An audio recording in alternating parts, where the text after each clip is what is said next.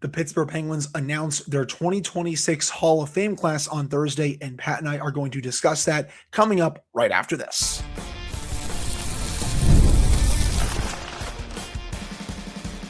You're Locked On Penguins, your daily podcast on the Pittsburgh Penguins, part of the Locked On Podcast Network, your team every day. Hello and welcome to the Thursday edition of the Locked On Penguins podcast. I'm one of your hosts, Hunter Hodes. You can follow me on Twitter at Hunter Hodes, joined by my co-host, Patrick Damp. You can follow him on most social media platforms at Synonym for Wet. You can also follow the show's Twitter at LO_Penguins, and you can find us on Instagram at LockedOn_Penguins. And of course, thank you all so much for making this your first listen / watch of the day. We are free and available on all platforms. A bit later on in the show, Pat and I are going to discuss Corey Pronman's very strange prospect rankings for the Penguins. A lot of hot takes in there. We're going to react to it. And then to end the show, looks like the Penguins are getting a new jersey for the 26-27 season. And based on the rumors, I don't like it. And you'll find out why coming up to end the show. I'm sure you all probably are aware of the likely color of the jersey. I don't like it. Pat, we'll get your thoughts on it a bit later on. But first off, congratulations to the 4 new inductees to the Pittsburgh Penguins Hall of Fame: Marc-Andre Fleury, Jim Rutherford, Larry Murphy, and Jack McGregor. They were all announced today. And Pat, they will be inducted November 14th, right before the game against the Ottawa Senators, also the day before my 29th birthday. So cool little birthday celebration. There, they'll be honored with an on-ice ceremony prior to that game. And all 4 outstanding picks by the Penguins. Marc-Andre Fleury, we all know, number 1 overall pick in 2003, was here for 13 seasons, 3 Stanley Cups, ended his career with a 912 save and a 2.58, well, his Penguins tenure, I should say, 912 save, 2.58 goals against average.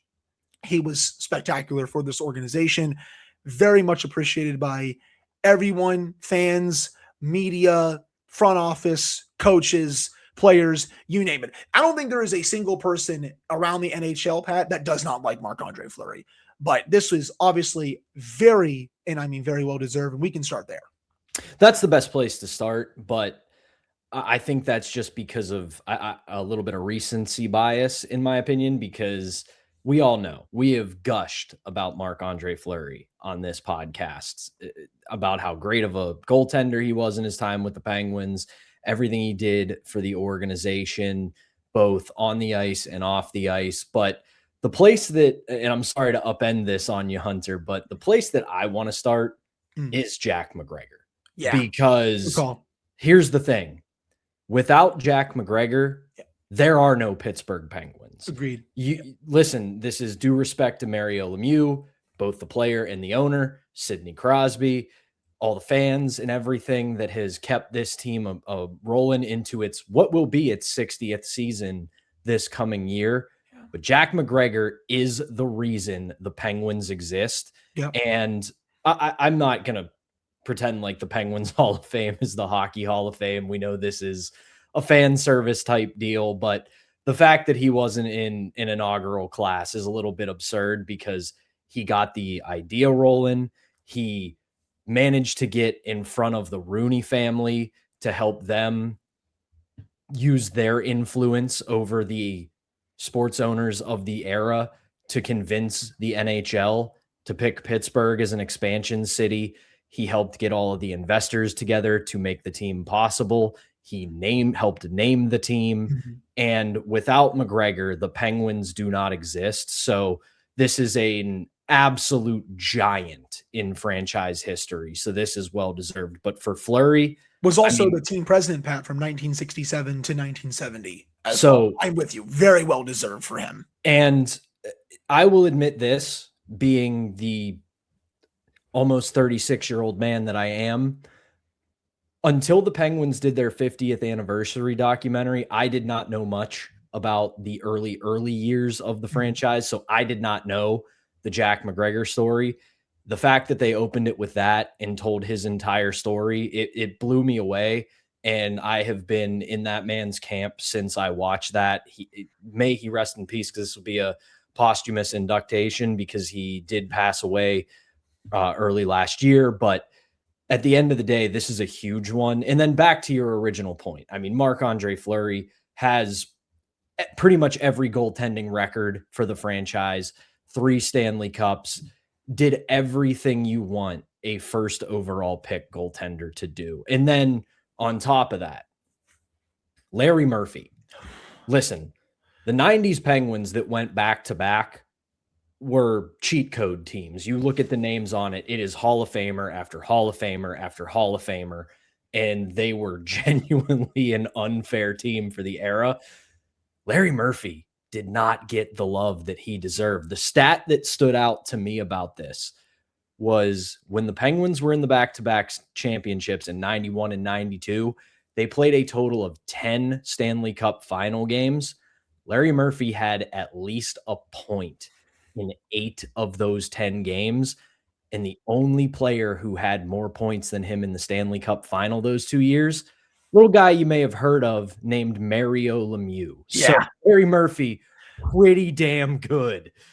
Yeah, very deserving. I mean, one of the best defensemen in franchise history. And just to take it a step further, Pat, 23 points in 23 games in the 91 Cup run.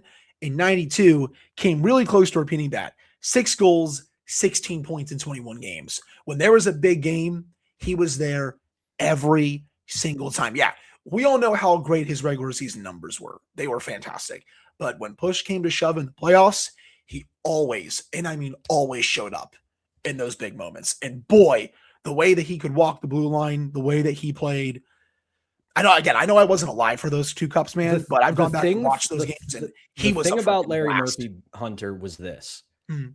You, especially for the end of the 80s and into the 90s, we're not in the dead puck era yet. This is still, goalies are just figuring out you're allowed to go down to your knees. Players are putting up video game numbers. You look at Larry Murphy's playoff numbers. You brought them up. They don't jump off the page. But if you got the time today, go game by game in those Stanley Cup runs, in those playoff runs. They were in the biggest moments when the Penguins needed goals. He either scored them, assisted on them, set them up. It's a line from one of the, I can't remember if it's the 91 or I think it's the 92 Stanley Cup movie, where the narrator says, when it matters, Larry Murphy is there. Yeah, I agree. So very well deserved. Again, only 5 seasons, Pat. That's also the crazy thing. And he's still easily one of the best defensemen in franchise history. Should say, though, for Jack McGregor, Pat, passed away earlier this year in January, not last year, but still very well deserving. And then finally, Jim Rutherford, also very deserving, gets hired June 2014, leaves abruptly in 2021, but he was part of the architect of the 2 Stanley Cups in 2016 and 2017, went on a massive 18th month heater where he was just hitting home run after home run, was the architect of the trades, including Phil Kessel, Carl Hagelin, Trevor Daley, Justin Schultz, Nick Bonino. I can keep going down the list here if you want me to. He did such a great job when he first came in. Did he lose his way at the end of his tenure at times? Yes, he 100% did, but I still feel like this is a very deserved nomination considering the job that he did to build those Stanley Cup winning teams. Yeah, the hard part was in place with the core players, but the way that he was able to build around them, that was what really set him apart. No general manager has a 100% hit rate. It's just a fact. And we all know, and we have talked about the end of the Jim Rutherford era with the Pittsburgh Penguins. It was not pretty, but I will say this much for Jim Rutherford. He was the perfect general manager at the perfect time for the Pittsburgh Penguins, because no disrespect to the late Ray Shero, he did one hell of a job, especially coming on right as Sid and the gang were starting to come into their primes and making sure that this team was ready to roll with both new and old talent. Right. But it got pretty stale by the end of the Ray Shero era in Pittsburgh. And Jim Rutherford was the guy who came in and said, I don't care about a draft pick who might play in 5 years. I don't care about a role player that you guys like. This is a team that has the bones of a Stanley Cup champion. Mm-hmm. We just need to put it all together. And I am going to take massive swings to make sure that this team is in the mix. It pays off in 2016. It pays off in 2017. And listen, we can play counterfactuals all day, and I'm going to do that right now. I feel pretty confident in believing if they get past the Capitals in 2018 for the third straight year, they have a damn good chance at three-peating as Stanley Cup champions. But he did what he needed to do to shake the Penguins out of their malaise and make them a Stanley Cup champion for the first time since 2009. And he said it in an interview with our pal Josh Yohe a couple years ago. Rutherford knew he had to leave. It was more or less the pandemic really zapped him of all of his energy and all of his passion. He needed a refresh. And there are a lot of stubborn people in the professional world, not just sports, that will not recognize that. And I will give Jim Rutherford credit, not just because of the way things were going, but the fact that he had the self-awareness to go, I am just not 100% in anymore. So it's time for me to leave. And we know what happened afterwards, but hey, we're in an okay spot now. And Jim Rutherford, man, along with his playing days too, because he was a Pittsburgh Penguins goaltender. We do sometimes forget that. Very deserving of being in the Penguins Hall of Fame. Right. And you know what, Pat? The move that started it all, his first offseason, June of 2014, trading for Patrick Hornquist, really started to change the identity of the team. And from then on, it was hit after hit after hit, especially during the 2015 offseason, going into the 2015-16 season, and then, of course, during the season as well. So had to point that move out. Such a massive move for the franchise, and we all saw how it played out in both Stanley Cup runs. But that's going to do it for our first segment. Coming up in the second segment, yes, Pat and I are going to react to Corey Pronman's very weird prospect rankings for the Pittsburgh Penguins. That's coming up right after this.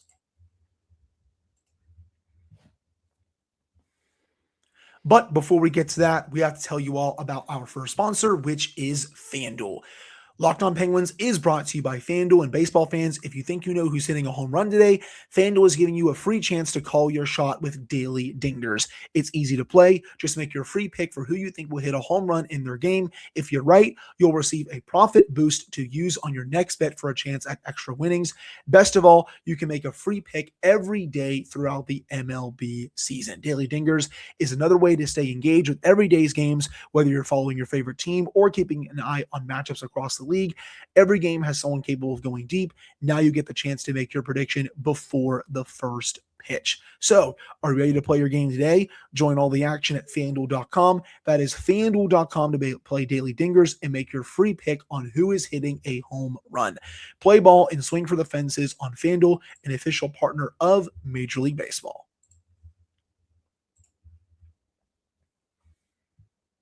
All right, we're back here on the Thursday edition of the Locked On Penguins podcast. I'm one of your hosts, Hunter Hodes, joined by my co-host, Patrick Damp. And Pat, this came out a few days ago. We have not been able to talk about it yet, but we will now. So the Penguins, they were ranked number 16 in the NHL pipeline rankings for 2026. That is fine.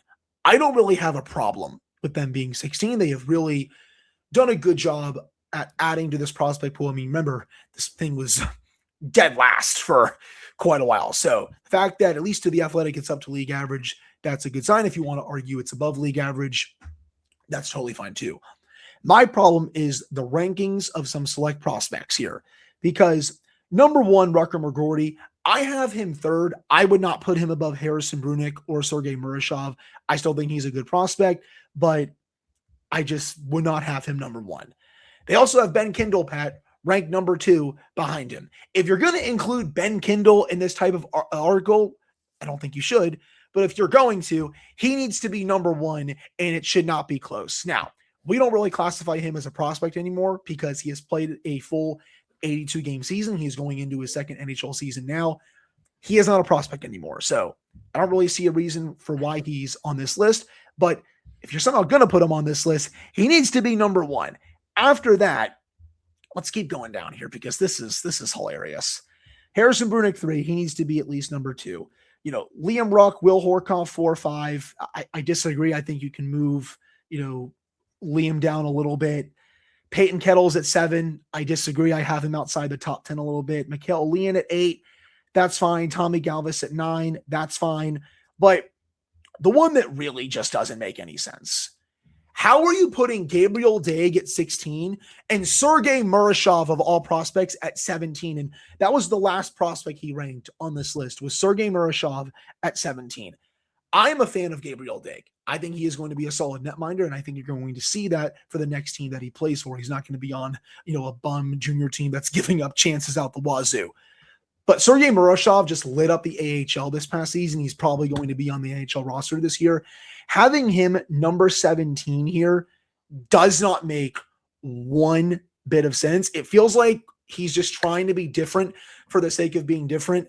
And one last thing, you've done something wrong when you have pissed off not one team, but every single team in the NHL.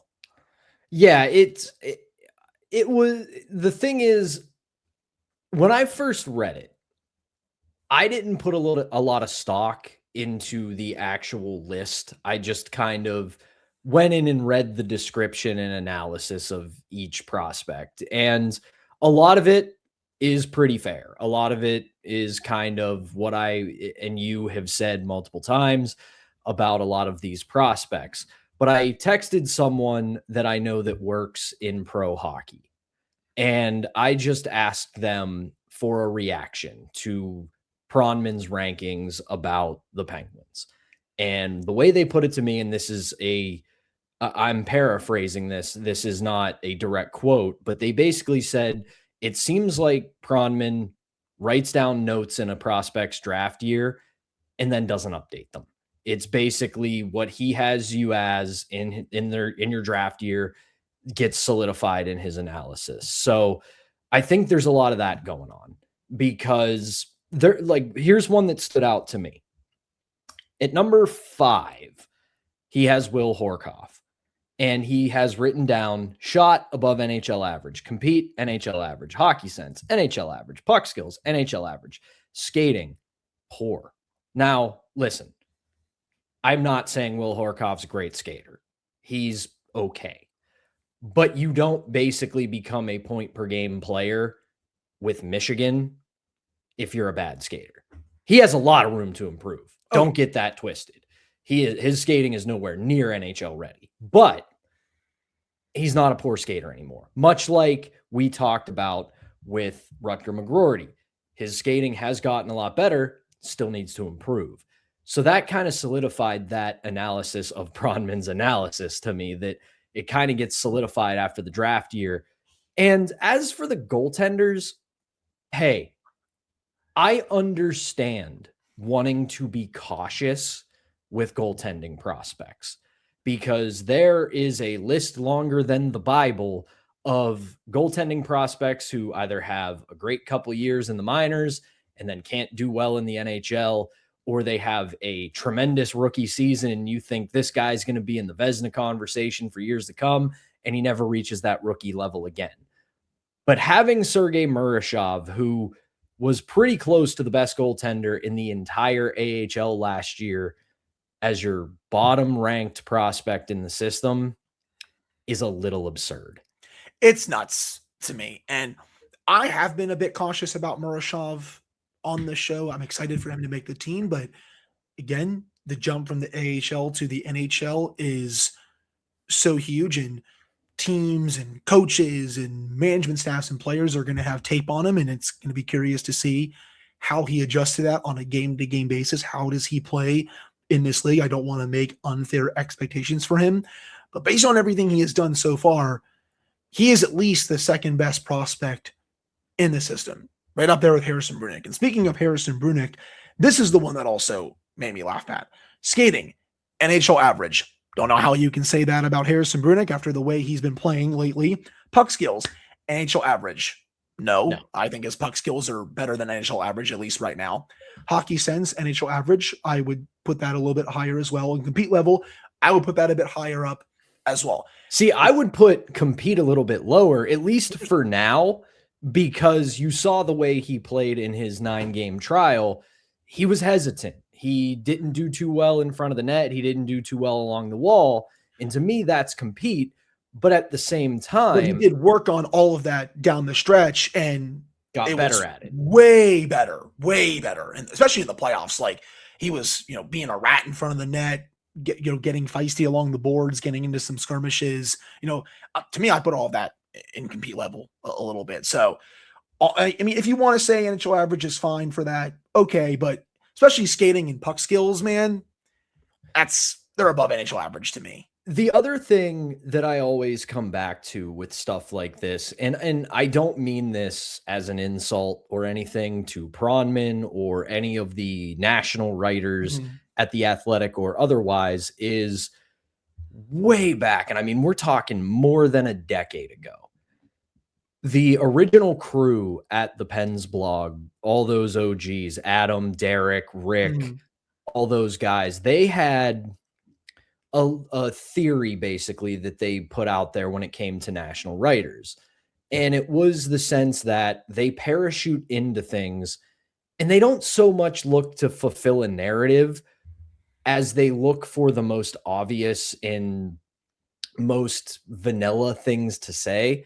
And while I know Pronman is always working the film, always working the scouting reports when it comes to big prospects, especially around draft time, but I also don't expect him to have intimate, deep knowledge of every prospect for all 32 teams at all times.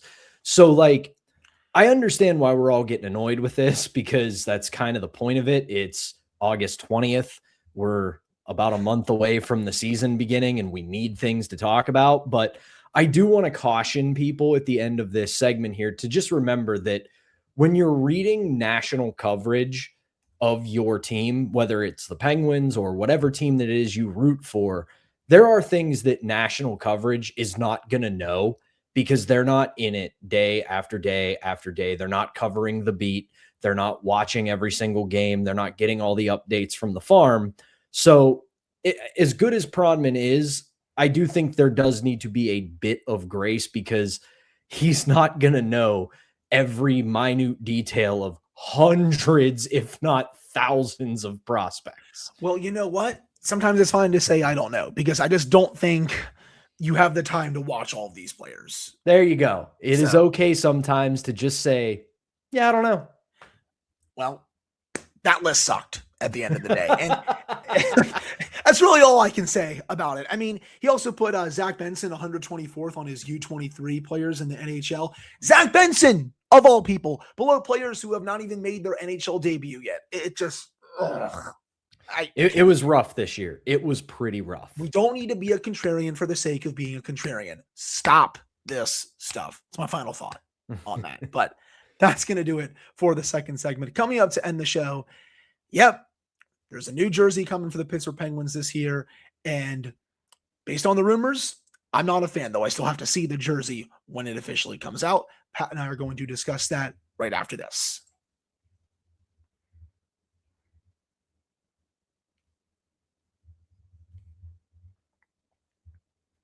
All right, we're back here on the Thursday edition of the Locked On Penguins podcast. I'm one of your hosts, Hunter Hodes, joined by my co-host, Patrick Damp. And Pat, the NHL confirmed on Wednesday that all 32 teams will release new special edition hometown remix jerseys for 2026-2027. Details will come out shortly after the season begins. The long rumor collection will uniquely and authentically celebrate the fans, city, and local culture of each team. So, of course, all the rumors have been coming out about the Pittsburgh Penguins one, and a lot of them, Pat, unfortunately, have it as a blue jersey, more specifically, a potential navy blue jersey. Ugh. So that, I'm sorry, I'm going to make this very quick. You all know it. I've said it on the show before. I am not a big fan of any of the blue jerseys, especially the navy blue. I think it is gross, to be honest. I'd rather go for something else. But probably not going to get my way on this. I still want to see the design once it's fully done. If they go with the logo that I think they're going to go with, the logo would be nice. I'm just not a fan of the blue jerseys. I'm mostly with you. if they go back to the 2011 style blue that they did at the Heinz Field Winter Classic, I'm out. That jersey was an abomination because it was a weird amalgamation of like 3 different Penguins blue jerseys. It just did not make a ton of sense. The idea that I had this morning in thinking about it was kind of a take on the 2008 Winter Classic jerseys.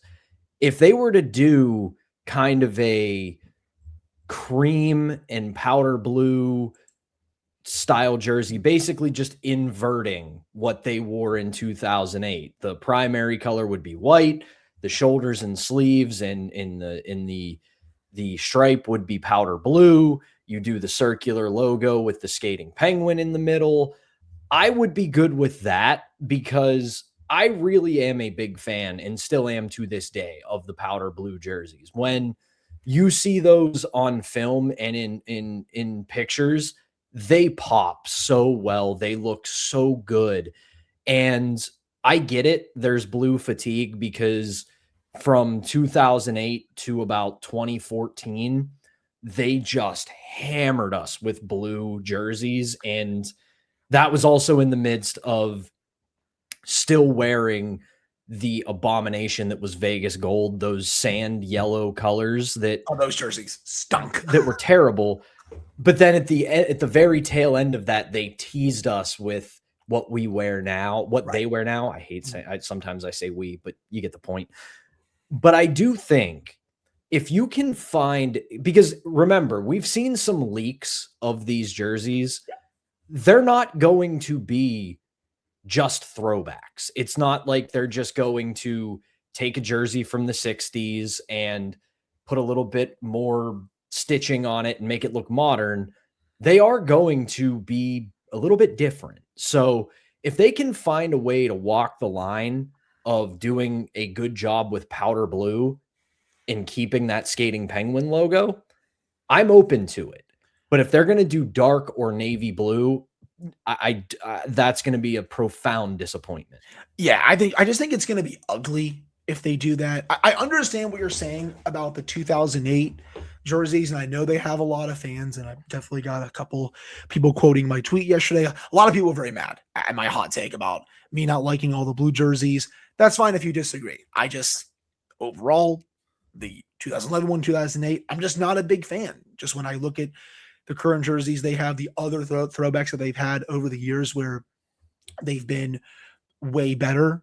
I'd like to see something else for you. And I also kind of talked about this off air or off mic. And if they do have the skating penguin with the scarf, I think that would actually be a really nice logo. Just make it a better jersey. That's all I'm saying. That I think that's kind of where we're meeting here, is that there's a lot of good with the Blues, but they have to figure out the right mixture.